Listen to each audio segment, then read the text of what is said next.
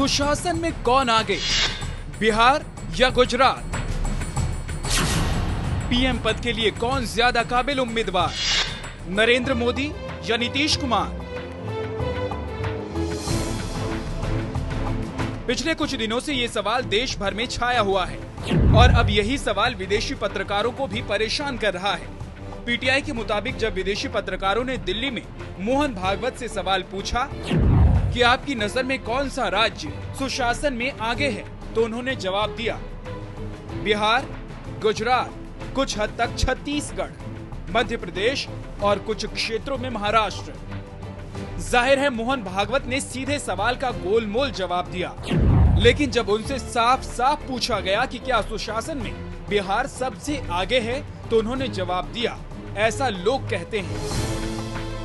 मोहन भागवत के बयान पर गौर कीजिए, ऐसा लोग कहते हैं, मतलब खुद मोहन भागवत बिहार को सुशासन में नंबर 1 कहने से बचे, लेकिन लोगों का हवाला देकर उन्होंने इशारों में कह दिया कि लोगों की राय से उन्हें भी ऐतराज नहीं है।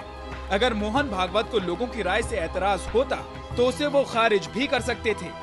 गौरतलब है कि सुशासन के रोल मॉडल वाले सवाल में भी उन्होंने पहले बिहार का नाम लिया, उसके बाद गुजरात, छत्तीसगढ़, मध्य प्रदेश और महाराष्ट्र का नाम लिया। अब मोहन भागवत के इस बयान के बाद अटकलों का बाजार गर्म है। आखिर सुशासन के पैमाने पर बिहार को गुजरात से आगे बताकर मोहन भागवत क्या कहना चाह रहे हैं? क्या वो एनडीए से दूर हो रहे नीतीश को कोई संदेश देना चाहते हैं? क्या वो नीतीश की इस अंदाज में तारीफ करके मोदी को कड़ा संदेश देना चाहते हैं? अटकलों के बाजार में सवाल कुछ और भी हैं, लेकिन फिलहाल सटीक जवाब किसी के पास नहीं। दरअसल लोग भूले नहीं कि कुछ दिनों पहले नरेंद्र मोदी बनाम नीतीश कुमार के मुद्दे पर मोहन भागवत खुलकर नरेंद्र मोदी के साथ खड़े थे। राष्ट्रपति के चुनाव में अब जो चल रहा है उसमें नीतीश कुमार ने कहा है कि धर्मनिरपेक्ष होना चाहिए। ऐसा कैसे हो सकता है? ये स्वार्थ की राजनीति है। हिंदुत्ववादी क्यों नहीं होना चाहिए? ये वोट की राजनीति है।